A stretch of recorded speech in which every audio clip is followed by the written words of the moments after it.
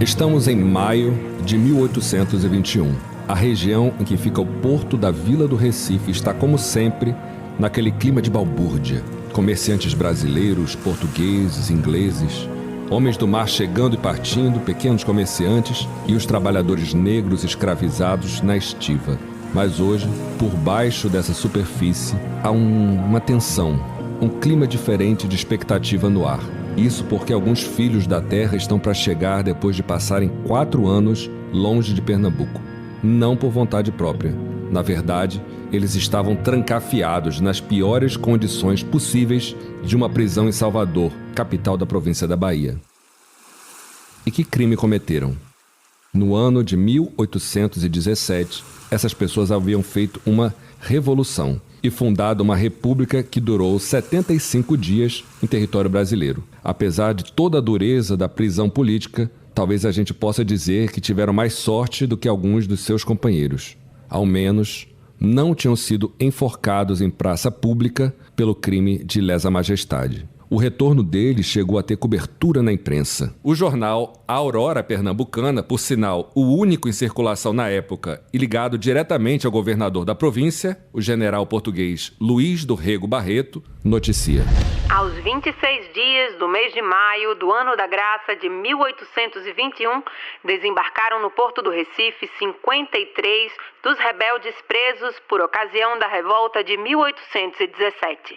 Mas o Luís do Rego, propriamente dito, não está nem um pouco feliz por saber que nesse e em outros desembarques, ao menos 155 presos na Revolução de Pernambuco estavam chegando de volta com seus processos anulados. E ele tem razão para isso, porque Gervásio Pires, Frei Joaquim do Amor Divino, Frei Caneca, Pedro da Silva Pedroso, esse um pouco depois, porque ainda vai passar uma temporada preso em Portugal e no Rio, além de outros que tinham fugido do país, como Manuel de Carvalho, Paz de Andrade, vão se tornar protagonistas de mais uma revolta contra o governo central com sede no Rio de Janeiro. A Confederação do Equador. Esse movimento vai levar Pernambuco e outras províncias vizinhas a lutarem por uma profunda transformação no sistema político do país. Mas calma, vamos entender primeiro o contexto e os processos que possibilitaram isso tudo. Tá bom.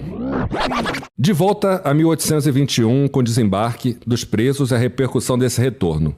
O general Luís do Rego, que estava no comando de Pernambuco, era um tirano sanguinário, indicado pelo governo central para comandar uma província com histórico de insubordinação. Por sinal, 3 governadores portugueses antes dele já tinham sido expulsos daqui, e ele não estava numa situação nem um pouco confortável. Nesse momento, o país já não é mais liderado pelo rei Dom João VI, que retornou a Portugal 1 mês antes para lidar com problemas internos por lá, e sim pelo príncipe regente, seu filho Dom Pedro. E aí a gente se pergunta, o que havia acontecido no Brasil e no mundo para que os presos políticos pernambucanos estivessem agora livres e de volta a Pernambuco? Que ambiente político era esse? E por que, mais uma vez, vai aflorar uma rebelião nas províncias do norte? Essa é a primeira história que eu, André Zahar e Clarissa Falbo, jornalistas da Assembleia Legislativa de Pernambuco, a ALEP, vamos contar no podcast Sagas Pernambucanas, Confederação do Equador, que é uma produção da Rádio ALEP. O projeto foi produzido como parte da comemoração da casa pelos 200 anos desse movimento. Convidamos você a nos acompanhar na jornada pela história ao lado de algum dos maiores heróis pernambucanos. Não deixe de compartilhar com quem você acha que também vai curtir e dar um like no seu tocador de podcast. E você, ouvinte, estará junto conosco. Desde já, fica o convite para nos acompanhar e também fazer parte dessa produção. Nosso site é o www.alep.pe.gov.br. Pelo Insta, @assembleiape, e nosso e-mail, o radioalep@gmail.com. Compartilhe nosso podcast para que essa história que você vai ouvir chegue a mais e mais pessoas. Esse primeiro episódio se chama O Maligno Vapor Pernambucano.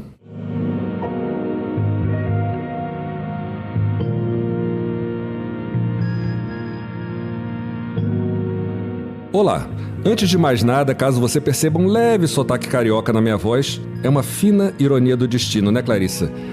já que basicamente o Rio de Janeiro, ou melhor, a corte imperial sediada no Rio de Janeiro naquela época, estava do outro lado dessa história o tempo todo, há 200 anos atrás. Mas a vida tem dessas coisas. Quando eu ainda morava no Rio, eu me apaixonei pela música, pelo cinema de Pernambuco, vim atrás desse imaginário e depois de um carnaval em Olinda me mudei pra cá. Estou há 10 anos morando aqui, formei família e hoje me sinto pernambucano por adoção. Quando comecei a estudar a história daqui, aí fiquei mais empolgado ainda. André, é um prazer mergulhar com você e com os nossos ouvintes em um capítulo tão empolgante e dramático da história de Pernambuco. Olha, ainda bem que tu fez essa ressalva sobre o teu sotaque. Até porque estamos enveredando por um episódio que ajudou a forjar o sentimento de orgulho de ser pernambucano. E eu tenho que te dizer que o meu avô, que tem 90 anos e com certeza vai ouvir o nosso podcast... Um beijo, vovô Ricardo. Ele sempre me contou que foram os lucros da província de Pernambuco que pagaram pela iluminação pública do Rio de Janeiro. E ele era invocado com isso, viu? Vovô também me disse que o pai dele, o meu biso Valdemar, só se referia a Dom Pedro I como seu Pedro, com o maior ar de desdém. Para você ver o tamanho da bronca. Mas é isso, né, amiga? O quadro de servidores efetivos da nossa Assembleia Legislativa abriga pessoas de outros estados, principalmente após o concurso feito há 10 anos. Então, já peço licença aos que me ouvem, prometo ser o mais fiel possível aos fatos da história de Pernambuco. Até porque teremos a participação de um dos mais renomados historiadores que estudam esse período, o professor da Universidade Federal de Pernambuco, George Cabral, que também é membro do Instituto Arqueológico, Histórico e Geográfico Pernambucano e da Academia Pernambucana de Letras. Nós também falamos com outros estudiosos do período de outros estados para entender melhor o significado para o país. E o que eles contam para o ouvinte é valioso para compreender melhor a nossa história. Nossa, o professor Jorge tirou todas as nossas dúvidas, né, André? Sabe muito. Então, esse é um episódio mais curto do que os próximos desse fio, mas para dar um clima daquela época para você que está nos ouvindo. Há 200 anos, a polarização entre o norte da época, porque ainda não se falava em região nordeste, e o sul do Brasil era quente. Aliás, era mais uma entre muitas outras tensões da sociedade brasileira e pernambucana.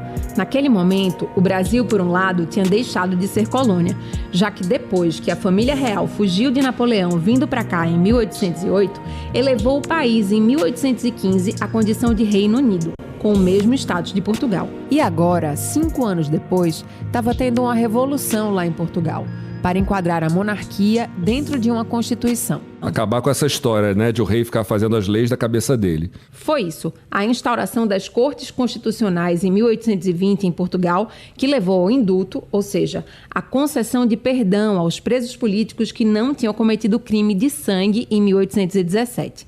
Foi por isso que os nossos revolucionários voltaram para Pernambuco em 1821. Por aqui, como a gente falou no começo do episódio, quem seguia governador era o general Luís do Rego, nomeado em julho de 1817, após a Revolução Pernambucana, pelo Dom João VI, para esmagar o sentimento de rebeldia da província. O maligno vapor pernambucano. Era como ele falava. E para isso, Luís do Rego tinha instaurado um clima de terror em Recife e Olinda, com a execução de líderes da Revolução Pernambucana ali, na atual Praça da República, que na época era Praça do Erário, e que fica em frente ao Palácio do Campo das Princesas, que é a atual sede do governo do estado de Pernambuco. Antônio Henriques Rabelo, Pedro de Souza Tenório, o Vigário Tenório, José de Barros Lima, o Leão Coroado, Domingos Tenório Jorge e Domingos Teutônio Jorge foram alguns dos condenados à morte acusados de crime de lesa majestade que foram enforcados, esquartejados e tiveram os restos mortais expostos em locais públicos e arrastados por cavalos nas ruas. E as prisões ficaram cheias de acusados de apoiar o movimento republicano, entre muitas outras maldades. Pois é, o Luís do Rego era tão odiado, mas tão odiado, que sofreu um atentado em 20 de julho de 1821, perto ali de onde fica a Ponte da Boa Vista, que na época ainda não era essa, com a estrutura de ferro tão marcante. Para quem não é de Recife e está nos escutando, a gente está falando de uma ponte inaugurada pelos holandeses, mas que no século XIX ganhou uma estrutura toda metálica, vinda diretamente da Inglaterra, e hoje é um cartão postal aqui de Pernambuco. Vamos falar disso no próximo episódio? Da ponte? Não, do atentado à luz do Rego. Sim. Vamos deixar isso para depois. Agora a gente tem que reforçar que essas polarizações que a gente está falando, elas iam da realidade mais local até o contexto internacional. Passavam pela política, pela economia. E é preciso a gente dizer para o ouvinte, até para ele entender melhor, que Pernambuco era uma das províncias mais rentáveis do país, como disse o avô da Clarissa. E o Porto do Recife era o centro exportador do Nordeste, na verdade, uma das regiões portuárias mais movimentadas do mundo. Pernambuco, Bahia e Maranhão eram as únicas províncias que davam lucro, que geravam mais receitas do que despesas naquela época, mas sentiam que não tinham o retorno do que mandavam para o governo central.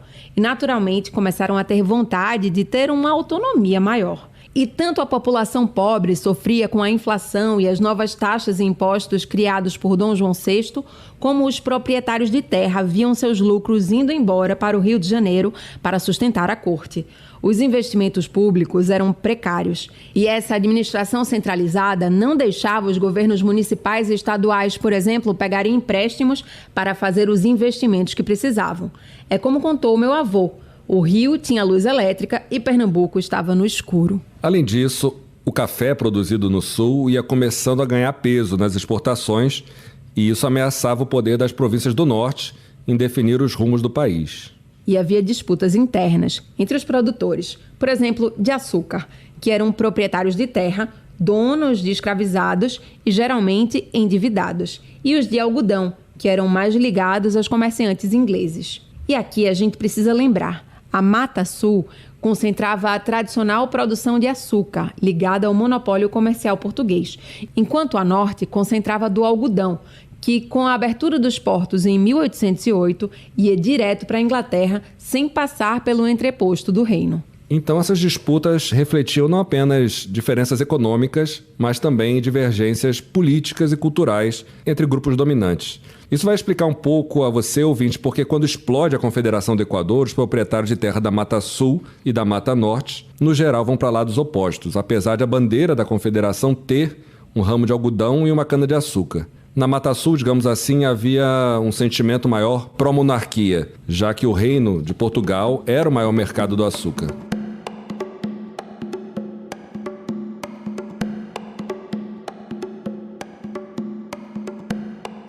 E estamos falando de uma sociedade escravocrata, em que as elites estavam com medo de uma revolução como a que tinha acontecido anos antes no Haiti, em que uma rebelião de escravizados havia levado à independência em relação à França. Não à toa, os negros que haviam participado da Revolução de 1817 sofreram castigos muito maiores para, como disse o próprio Luiz do Rego, servir de exemplo aos demais. E sim, a Revolução do Haiti vai inspirar alguns líderes negros envolvidos na Confederação do Equador. Mas isso é assunto para outro episódio. Era muita treta. Imagina o trauma. Ainda mais numa sociedade que tinha praticamente passado por uma guerra civil 4 anos antes. Sim, naquela época, vários países da América Latina estavam conquistando as suas independências com relação à Espanha. Como a gente falou, havia toda uma crise do antigo regime. Muita gente já não engolia mais essa história de que as sociedades tinham que ser organizadas em torno de monarquias, com direitos absolutos que vinham de Deus. E como explica o professor Jorge Cabral, em reação a isso, as potências europeias tinham se reunido em 1815 em Viena, na Áustria, para tentar restabelecer uma ordem conservadora que tinha sido abalada pelas guerras do Napoleão. Isso também está por trás da permanência do príncipe regente Dom Pedro no Brasil. Você tem um príncipe regente português que fica no Rio. Por que ele fica? Porque Dom João percebeu que se ele não deixasse Dom Pedro lá, na hora que ele desse as costas no navio aqui na Baía de Guanabara, o Brasil ia ficar independente de qualquer forma. A presença de Dom Pedro é uma tentativa de manter um pé da monarquia no Novo Mundo.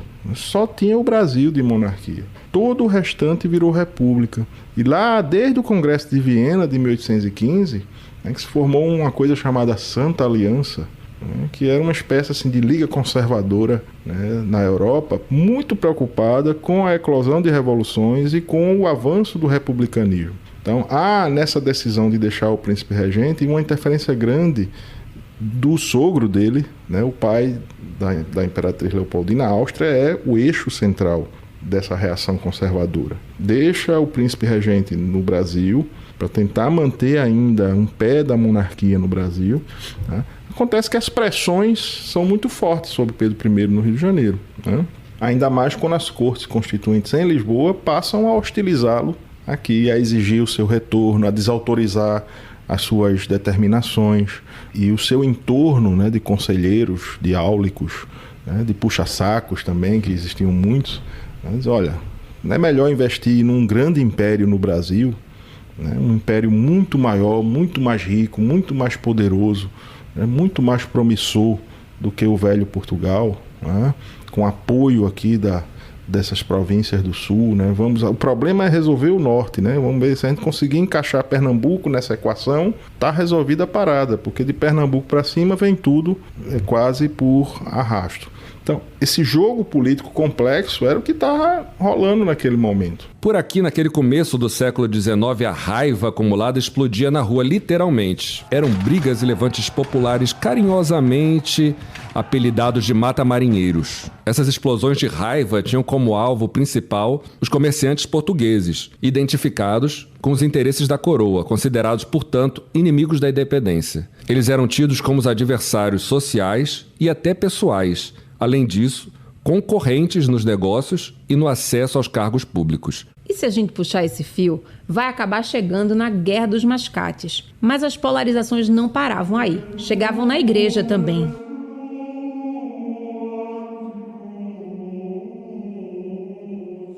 No clero, havia uma parte ligada às ordens religiosas que eram grandes proprietários de terra, e outra secular, que propagava ideias liberais. Aliás, muitos padres já tinham se envolvido no movimento rebelde em 1817, que até ficou conhecido como Revolução dos Padres, e acabaram presos ou mortos. Tudo isso é fundamental para entender o que vai acontecer dali em diante. Fora dessas disputas econômicas, na política as ideias que estavam circulando também eram bem difíceis de chegar num acordo. De um lado, tinham os absolutistas, que defendiam a monarquia sem restrição nenhuma, basicamente os portugueses, e os mais conservadores.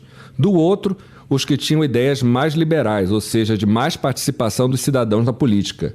Entre eles, os republicanos, que queriam fazer coisas como votar em quem ia governar, escolher o chefe de Estado, coisas assim. Essas ideias democráticas e liberais circulavam muito nas sociedades secretas maçônicas, das quais faziam parte, inclusive, alguns padres, desses que a gente falou, como o padre João Ribeiro, que seria um dos líderes de 1817 e o autor da bandeira de Pernambuco. Uma das bandeiras mais belas do mundo. Meu orgulho pernambucano me obriga a dizer. Levantei a bola para você. Sabia que você ia dizer isso, Clarice, mas tudo claro bem. Que eu ia dizer isso. Estamos de acordo.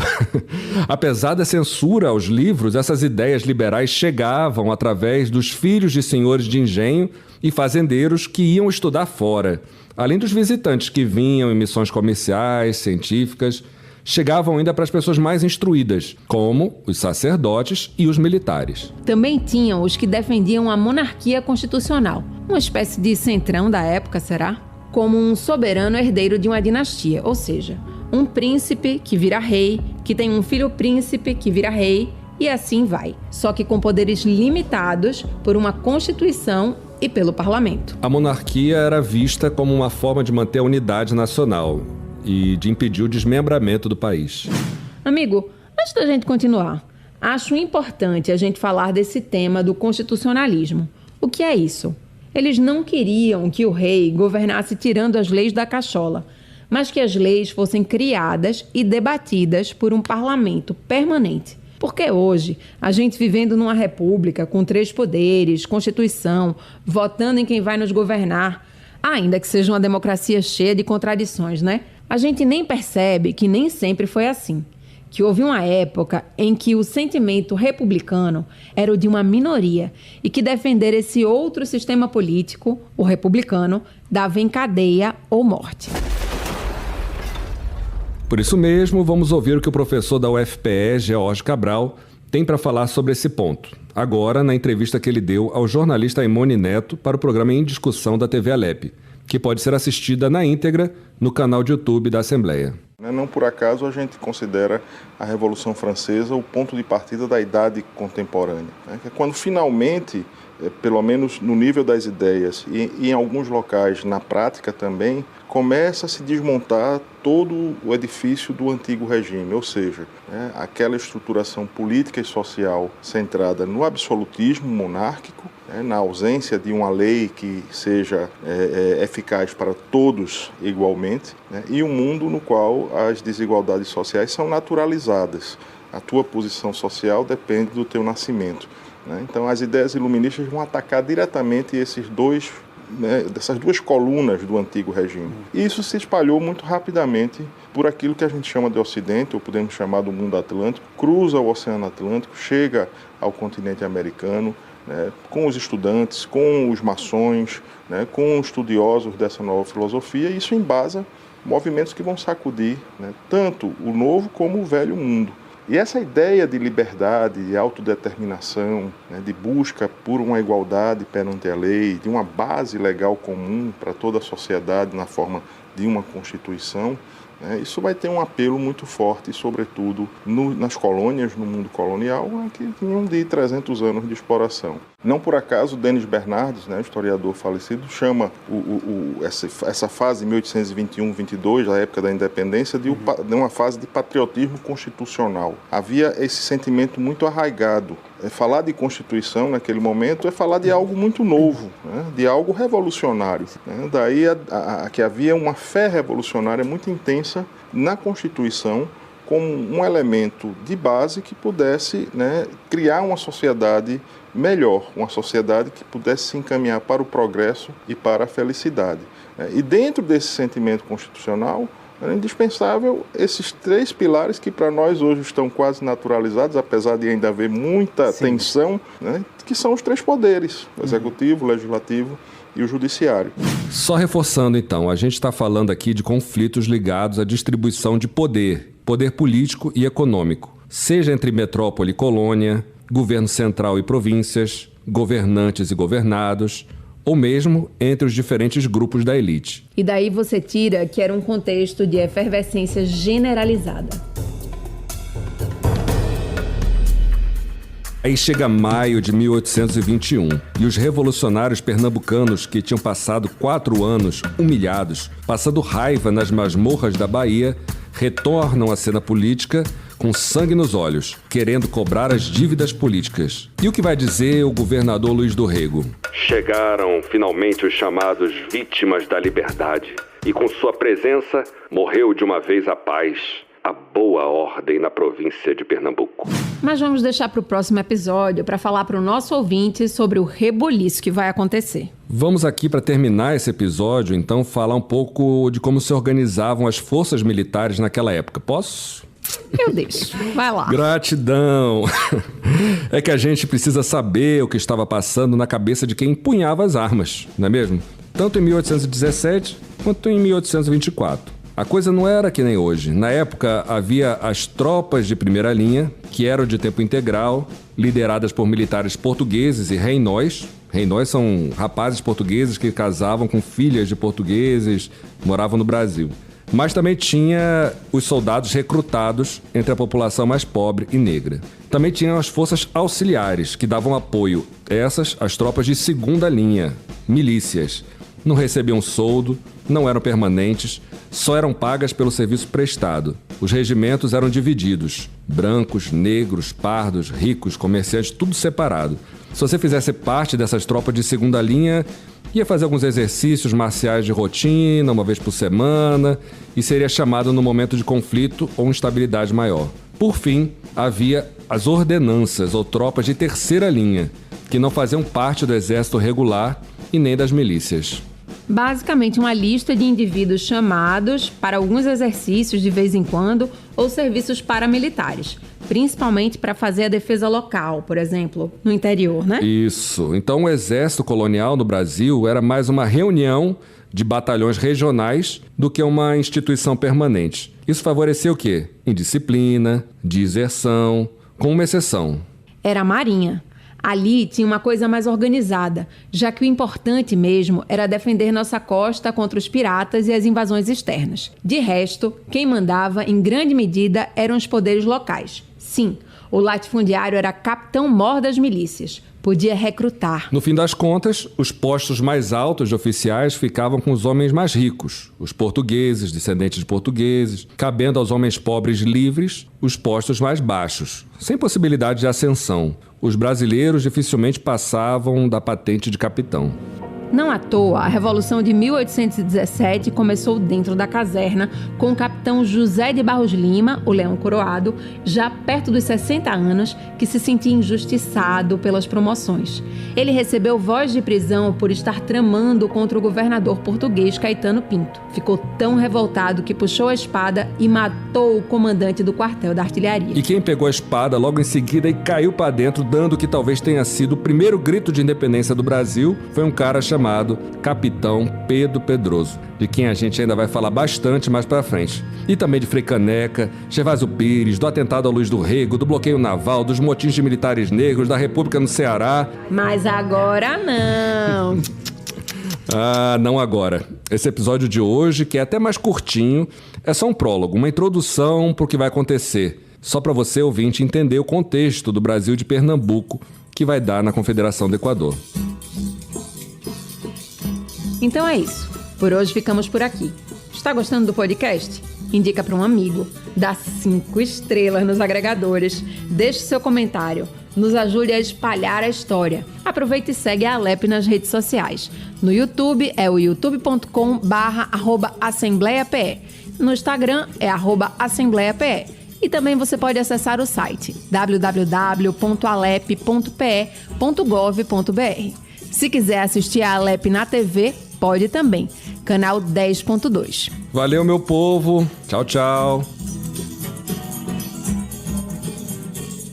O podcast Sagas Pernambucanas, Confederação do Equador, é uma realização da Rádio Alep e da Superintendência de Comunicação da Assembleia Legislativa de Pernambuco. A pesquisa e o roteiro são de André Zahar, que divide a locução com Clarissa Falbo, responsável também pela produção. A edição de som é de Danilo Cavalcante e Davi Nascimento, que também assina a trilha sonora original. O projeto contou com a formação em podcast por meio da oficina da radialista Lina Fernandes, promovida pela Escola do Legislativo. A pesquisa teve o apoio da Biblioteca da Alep. Na vinheta, usamos um trecho da música Cantiga Brava, de Geraldo Vandré. Este programa e demais conteúdos da Rádio Alep podem ser ouvidos no nosso site www.alep.pe.gov.br e nas plataformas de podcast Spotify, Deezer, Google Podcasts e outros. Sagas Pernambucanas, a história de Pernambuco como você nunca ouviu.